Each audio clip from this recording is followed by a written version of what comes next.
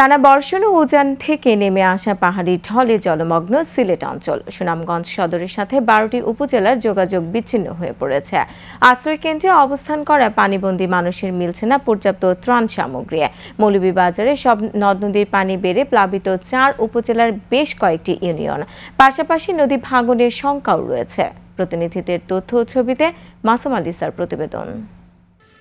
উজানের ঢলে ভাসছে সিলেটের জৈন্তাপুর, গোয়াইনঘাট, কানাইঘাট, ওসমানী নগর সহ কয়েকটি উপজেলার মানুষ। সুরমা নদীর পানিতে নগরের 10টি ওয়ার্ডের 25টি এলাকায় পানি ঢুকে পানিবন্দী মানুষ। সুনামগঞ্জের প্রায় 7 লাখ মানুষ বন্যা কবলিত। শুকনা খাবার ও বিশুদ্ধ পানির অভাবে ভুগছেন। অনেকেই 2 দিন ধরে আশ্রয়কেন্দ্রে অবস্থান করলেও মিলছে না কোনো ত্রাণ সামগ্রী, নেই স্যানিটেশন ব্যবস্থা।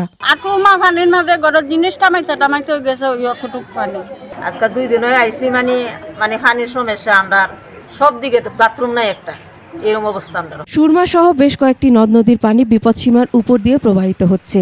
আগামী 24 ঘন্টা ভারী বর্ষণ হওয়ার সম্ভাবনা রয়েছে। আগামী 24 ঘন্টা একটা মাঝারি ধরনের বৃষ্টিপাত হবে, তবে এবং 24 ঘন্টা পরে ভারী থেকে অতি ভারী বৃষ্টিপাতের পূর্বাভাস রয়েছে।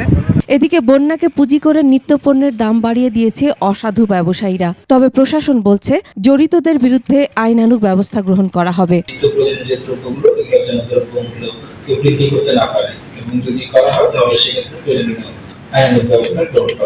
পাহাড়ি ঢল ও ভারী বর্ষণে ক্রমশ বাড়ছে মৌলভীবাজারের মনু, ধলাই, কুশিয়ারা, জুরি, কন্টিনালা ও ফানাই সহ নদ নদীর পানি। এসব নদীর অর্ধশতাধিক পয়েন্ট ঝুঁকিপূর্ণ রয়েছে।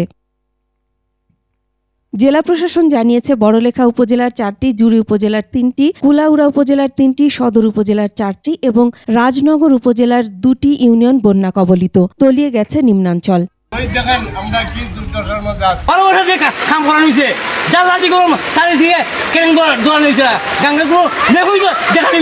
আশ্রয় কেন্দ্রের দিকে ছুটছে মানুষ।